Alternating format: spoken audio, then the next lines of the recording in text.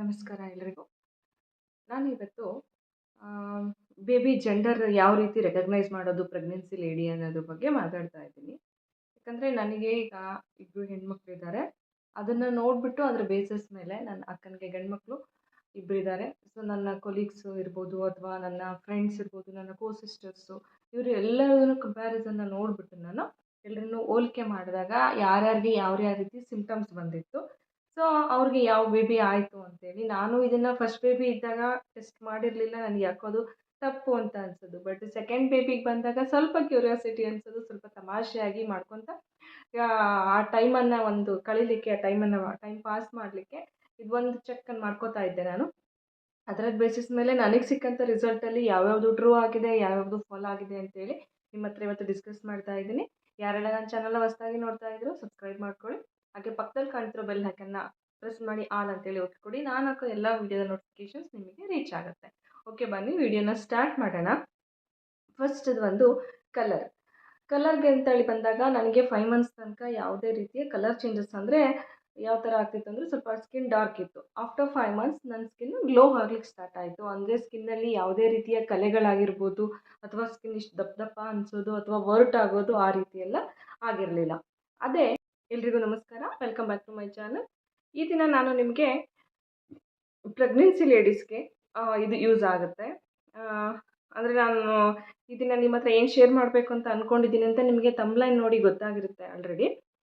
ಹೌದು, baby gender related ಯಾವ ರೀತಿಯಾಗಿ ನಾವು ಮನೆಯಲ್ಲಿ ಟೆಸ್ಟ್ ಮಾಡ್ಕೋಬೋದು ಅಂತೇಳಿ.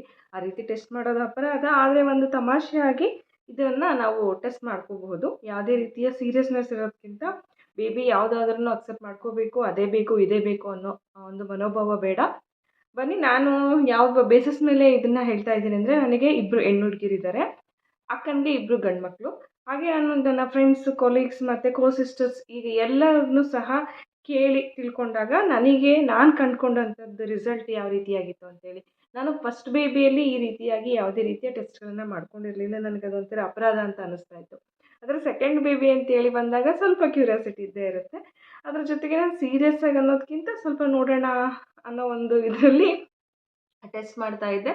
ಸೊ ನನಗೆ ಅವಾಗ ಯಾವ್ಯಾವುದು ಟ್ರೂ ಆಯಿತು, ಯಾವ್ಯಾವುದು ಫಾಲ್ಸ್ ಆಯಿತು, ಸೊ ಅದ್ರ ಬಗ್ಗೆ ನಿಮ್ಮ ಹತ್ರ ನಾನು ಇವತ್ತು ಡಿಸ್ಕಸ್ ಮಾಡ್ಕೊಡ್ತೀನಿ. ಸೊ ಬನ್ನಿ ವಿಡಿಯೋನ ಸ್ಟಾರ್ಟ್ ಮಾಡೋಣ. ಅದಕ್ಕೂ ಮುಂಚೆ ಯಾರೆಲ್ಲ ನನ್ನ ಚಾನಲ್ನ ಹೊಸದಾಗಿ ನೋಡ್ತಾ ಇದ್ರೆ ಸಬ್ಸ್ಕ್ರೈಬ್ ಮಾಡ್ಕೊಳ್ಳಿ. ಹಾಗೆ ಪಕ್ಕದಲ್ಲಿ ಕಾಣ್ತಿರೋ ಬೆಲ್ ಐಕನ್ಗೆ ಆಲ್ ಅಂತೇಳಿ ಓಕೆ ಕೊಡಿ. ನಾನು ಹಾಕೋ ವಿಡಿಯೋದ ಎಲ್ಲ ನೋಟಿಫಿಕೇಷನ್ ಫಸ್ಟ್ ನಿಮಗೆ ರೀಚ್ ಆಗುತ್ತೆ. ಫಸ್ಟ್ ಬಂದುಬಿಟ್ಟು ಕಲರ್. ಸ್ಕಿನ್ ಕಲರು ಬೇಬಿ ಬಾಯ್ ಆಗಿದ್ದರೆ ತುಂಬ ಕಪ್ಪಾಗುತ್ತೆ. ಆಮೇಲೆ ಪ್ಯಾಚಸ್ ಎಲ್ಲ ಒಂಥರ ಅನಿಸ್ತಾ ಇರುತ್ತೆ, ಪಿಂಪಲ್ಸ್ ಎಲ್ಲ ಆಗ್ತಾ ಇರುತ್ತೆ. ಅಷ್ಟು ಸ್ಕಿನ್ ಕ್ಲಿಯರ್ ಇರೋದಿಲ್ಲ ಅಂತ ಹೇಳ್ತಾರೆ. 99%, 1%ಅಲ್ಲಿ ಚೇಂಜಸ್ ಆಗಬಹುದು.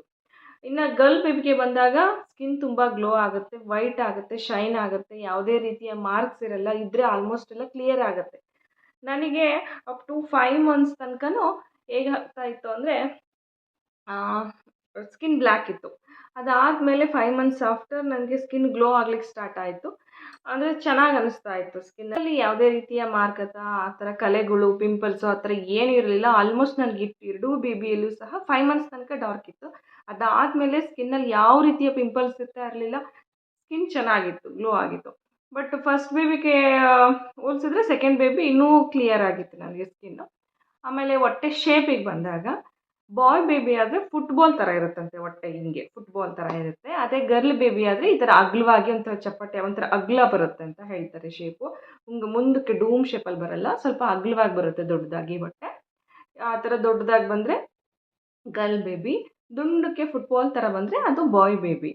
ಆಮೇಲೆ ಬೇಗ ಹೊಟ್ಟೆ ಬಾಯ್ ಬೇಬಿ ಆದರೆ ಹೊಟ್ಟೆ ಬೇಗ ಕಾಣಿಸ್ಕೊಳ್ಳೋದಿಲ್ಲ. ಅದೇ ಗರ್ಲ್ ಬೇಬಿ ಆದರೆ ಹೊಟ್ಟೆ ಬೇಗ ಕಾಣುತ್ತೆ, ಅಂದರೆ ದೊಡ್ಡದಾಗಿ ಬರುತ್ತೆ. ಮತ್ತು ಏರ್ ಫಾಲ್ಗೆ ಬಂದಾಗ ಬಾಯ್ ಬೇಬಿ ಆದರೆ ಸಿಕ್ಕಾಪಟ್ಟೆ ಏರ್ ಫಾಲ್ ಆಗುತ್ತೆ ಅಂತ ಹೇಳ್ತಾರೆ. ಗರ್ಲ್ಸ್ ಬೇಬಿಗೆ ಆ ಥರ ಏರ್ ಫಾಲ್ ಜಾಸ್ತಿ ಆಗೋದಿಲ್ಲ, ಏರ್ಸ್ ಚೆನ್ನಾಗಿ ಗ್ರೋತ್ ಆಗುತ್ತೆ. ಆಮೇಲೆ ಬಿಫೋರ್ ಆದರೂ ಆಫ್ಟರ್ ಆದ್ರೂ ಅಷ್ಟೇ ನನಗೆ ಯಾವಾಗಲೂ ಏರ್ ಫಾಲ್ ಆಗಲಿಲ್ಲ, ಚೆನ್ನಾಗಿ ಗ್ರೋತ್ ಇತ್ತು. ಚೆನ್ನಾಗಿ ಫುಡ್ ತೊಗೊಳೋದ್ರಿಂದನೂ ಆ ಥರ ಗ್ರೋತ್ ಆಗುತ್ತೆ ಅಂತೇಳಿ ಹೇಳ್ತಾರೆ. ನಾನು ಫಸ್ಟ್ ಬೇಬಿಗೆ ಚೆನ್ನಾಗಿ ಫುಡ್ ತೊಗೊಳ್ತಾ ಇದ್ದೆ, ಬಟ್ ಸೆಕೆಂಡ್ ಬೇಬಿಗೆ ಫಸ್ಟ್ ಬೇಬಿ ಕಂಪೇರ್ ಮಾಡಿದ್ರೆ ಜಾಸ್ತಿ ಫುಡ್ ತೊಗೊಂಡಿಲ್ಲ, ಸುಮ್ಮನೆ ಹಾಗೆ ತಿನ್ನಬೇಕು ಅಂತೇಳಿ ತಿಂತಾ ಇದ್ದೆ. ಸೊ ನನಗೆ ಆ ಥರ ಫುಡ್ಡಿಂದ ಅಂತ ಅನ್ನೋದಕ್ಕಿಂತ ಒಟ್ಟು ಏರ್ಸ್ ಗ್ರೋತ್ ತುಂಬ ಚೆನ್ನಾಗಿತ್ತು, ನಂದು ದಟ್ಟವಾಗಿ ಬೆಳೆದಿತ್ತು ಕೂದಲು.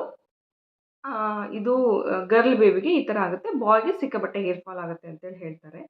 ಅದು ಬಿಟ್ಟರೆ ನೆಕ್ಸ್ಟು ಹಾರ್ಟ್ ಬೀಟ್ಗೆ ಬಂದಾಗ ಬೇಬಿ ಹಾರ್ಟ್ ಬೀಟು 140ಗಿಂತ ಜಾಸ್ತಿ ಇದ್ದರೆ ಅದು ಹೆಣ್ಣು ಹುಡುಗಿ, 140ಗಿಂತ ಕಡಿಮೆ ಇದ್ದರೆ ಅದು ಬಾಯ್ ಬೇಬಿ ಅಂತೇಳಿ ನಾನು ಇದನ್ನು ಕನ್ಫರ್ಮ್ ಆಯಿತು ನನಗೆ ಇದರಲ್ಲಿ ಪಕ್ಕಾ ಇದೆ. ಯಾಕಂದರೆ ನಾನು 10 ಜನಕ್ಕೆ ಕೇಳಿದ್ದೆ, 10 ಜನದಲ್ಲಿ ಒಬ್ಬರಿಗೆ ಮಾತ್ರ 150 ಮೇಲಿತ್ತು ಹಾರ್ಟ್ ಬೀಟು, ಅದು ಬಾಯ್ ಬೇಬಿ ಆಗಿತ್ತು. ಉಳಿದಿರೋರೆಲ್ಲರಿಗೂ 140 ಒಳಗಡೆನೇ ಇದೆ, ಅವರು ಅಷ್ಟ್ರಿಗೂ ಸಹ ಬಾಯ್ ಬೇಬಿ. ಅಂದರೆ 150 ಮೇಲಿರೋರ್ಗೂ ಒಬ್ಬರಿಗೆ ಬಾಯ್ ಬೇಬಿ. 10 ಜನದ ಲೆಕ್ಕ ಹಾಕಿದ್ದೆ ನಾನು.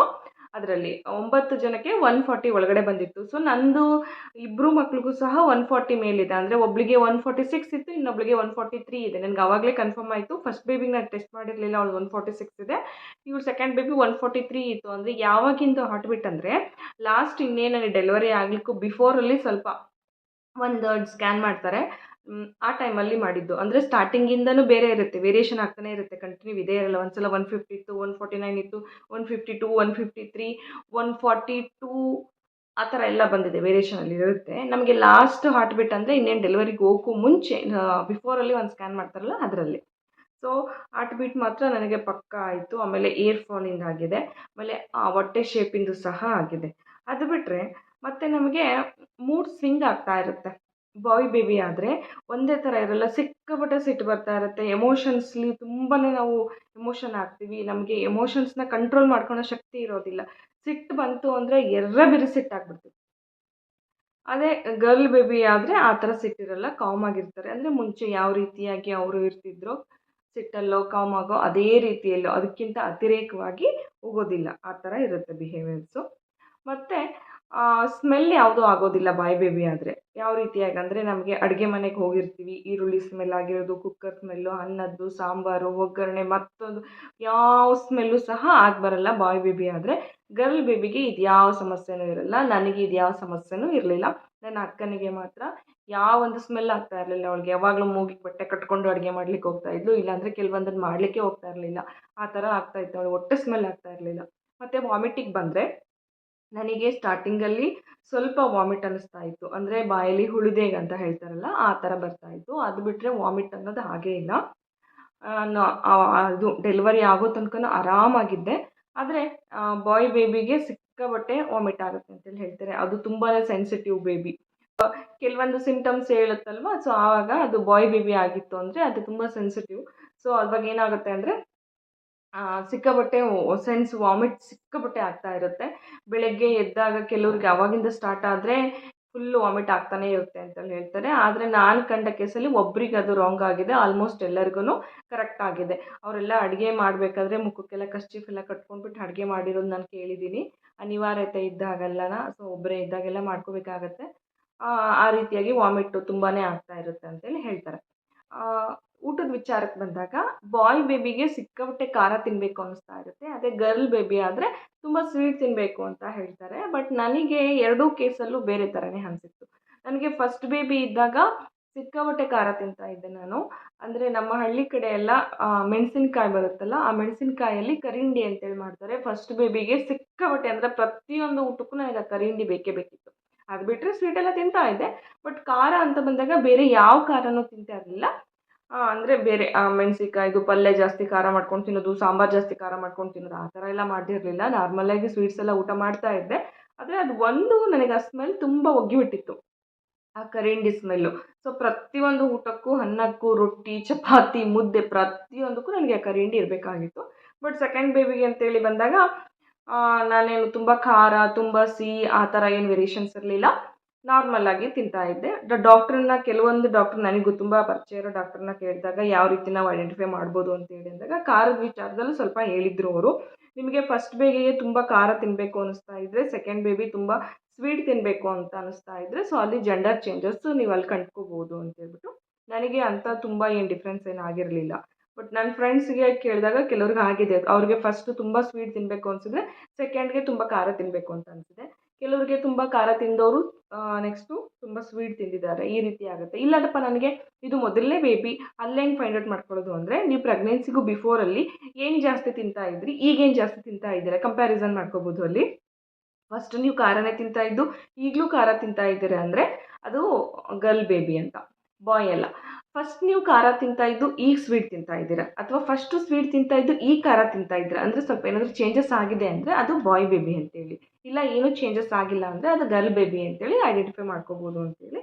ಬಟ್ ಇದು ಒಂದು ಫಸ್ಟ್ ಬೇಬಿಗೆ ಅನ್ನೋದಕ್ಕಿಂತ ಸೆಕೆಂಡ್ ಬೇಬಿಗೆ ತುಂಬ ಚೆನ್ನಾಗಿ ಕಂಪ್ಯಾರಿಸನ್ ಸಿಗುತ್ತೆ ಅಂತೇಳಿ ಹೇಳ್ತಾರೆ. ಯಾಕಂದರೆ ಜೆಂಡರ್ ಚೇಂಜಸ್ ನಾವು ನೋಡ್ಕೊತ ಬಂದಾಗ ಆ ರೀತಿ ಒಂದು ಸಿಮ್ಟಮ್ಸ್ ನನಗೆ ನನ್ನ ಫ್ರೆಂಡ್ಸ್ ಅವರು ಹೇಳಿದ್ದು. ಇದಿಷ್ಟು ಸಿಮ್ಟಮ್ಸು ಸಹ ನಮಗೆ ಬಾಯ್ ಬೇಬಿನ ಗರ್ಲ್ ಬೇಬಿನ ಅಂತೇಳಿ ಐಡೆಂಟಿಫೈ ಮಾಡ್ಕೊಳ್ಲಿಕ್ಕೆ ಇರ್ತಕ್ಕಂಥ ಕೆಲವೊಂದು ನಾವು ಮನೇಲಿ ಮಾಡ್ಕೊಂಡಿರ್ತಕ್ಕಂಥದ್ದು ನಮ್ಮ ನಂಬಿಕೆಗಳಾಗಿರ್ತವೆ. ಸೊ ಮಗು ಯಾವುದೇ ಆಗಿರಲಿ ದಯಮಾಡಿ ಆ ಮಗು ಈ ಮಗು ಅಂತೇಳಿ ಭೇದ ಬೇಡ. ಮಗು ಹುಟ್ಟಿದ ತಕ್ಷಣ ಬೇಜಾರಾಗೋದು ಕೆಲವರು ತುಂಬ ಮನೇಲಿರುತ್ತೆ ಆ ಥರ. ಏನು ಮಾಡಿಬಿಡ್ತಾರೆ ಅಂದರೆ ಮಗು ಹೆಣ್ಣಾಯ್ತಾ ಸರಿ ನಾನು ಮುಟ್ಟೋದೇ ಇಲ್ಲ, ಎತ್ಕೊಳ್ಳೋದೇ ಇಲ್ಲ, ಸ್ವಲ್ಪ ಹೊತ್ತು ಆ ಮಗು ಹತ್ರಕ್ಕೆ ಬರೋದೇ ಇಲ್ಲ. ಪಾಪ ಅದೇನು ತಪ್ಪು ಮಾಡಿರುತ್ತೆ, ಈಗ ತಾನೇ ಪ್ರಪಂಚದಕ್ಕೆ ಕಣ್ಬಿಟ್ಟು ನೋಡ್ತಾ ಇರುತ್ತೆ. ಆ ಪ್ರೀತಿ ಕಣ್ಬಿಟ್ಟ ತಕ್ಷಣ ಅದಕ್ಕೆ ಕೈ ತುಂಬ ಹಪ್ಕೊಂಡು ಮುದ್ದಾಡಬೇಕು. ತಾಯಿ ಆ ಮಗು ಆದರೂ ಮುದ್ದಾಡ್ತಾಳೆ. ಆದರೆ ಅತ್ತೆನೋ ಗಂಡನೋ ಮತ್ತೊಂದು ಮಗಂದು ಬಂದಾಗ ಅವರು ಆ ರೀತಿ ಮಾಡಿದಾಗ ಆ ಬಾಣಂತಿ ತಾಯಿಗೆ ತುಂಬಾ ನೋವಾಗುತ್ತೆ. ಸೊ ಆ ರೀತಿ ಯಾರೂ ಮಾಡಬೇಡಿ. ಮಗುನೇ ಯಾವ ಮಗು ಆದ್ರೂ. ಅದರಲ್ಲೂ ಈಗಿನ ಜನ್ರೇಷನಲ್ಲಿ ಆ ಮಗು ಈ ಮಗು ಅಂತ ಯಾವುದೂ ಇಲ್ಲ. ಎಲ್ಲ ಮಕ್ಕಳು ಒಂದೇ. ಗಂಡು ಮಕ್ಕಳಿಗಿಂತ ಹೆಣ್ಮಕ್ಳೇ ಸಿಕ್ಕಾಪಟ್ಟೆ ಫಾಸ್ಟಾಗಿ ಚೆನ್ನಾಗಿ ಮುಂದುವರೆದು ಅವರೇ ಎಲ್ಲ ನೋಡಿಕೊಂಡು ನಿಭಾಯಿಸ್ಕೊಂಡು ಹೋಗುವಂಥ ಶಕ್ತಿ ಇದೆ. ಸೊ ಆ ಮಗು ಈ ಮಗು ಅಂತೇಳಿ ನೋವು ಪಡೋದು ಬೇಡ. ಸೊ ಎಲ್ಲರನ್ನೂ ಚೆನ್ನಾಗಿ ನೋಡ್ಕೊಳ್ಳಿ. ಸೊ ಈ ಒಂದು ಮಾಹಿತಿ ನಿಮಗೆ ಇಷ್ಟ ಆಯಿತು, ಉಪಯೋಗ ಆಯಿತು ಅಂತ ಅನ್ಕೋತೀನಿ. ಉಪಯೋಗ ಆಗಿದ್ದರೆ ಲೈಕ್ ಮಾಡಿ. ಹಾಗೆಯೇ ಉಪಯೋಗ ಯಾರಿಗಾದ್ರೂ ಬೇಕು ಅಂತ ಅನಿಸಿದವ್ರಿಗೆ ಅವ್ರಿಗೆ ಶೇರ್ ಮಾಡಿ. ಯಾರೆಲ್ಲ ಸಬ್ಸ್ಕ್ರೈಬ್ ಮಾಡದೆ ನೋಡ್ತಾ ಇದ್ದೀರೋ ಸಬ್ಸ್ಕ್ರೈಬ್ ಮಾಡ್ಕೊಳ್ಳಿ. ಧನ್ಯವಾದ.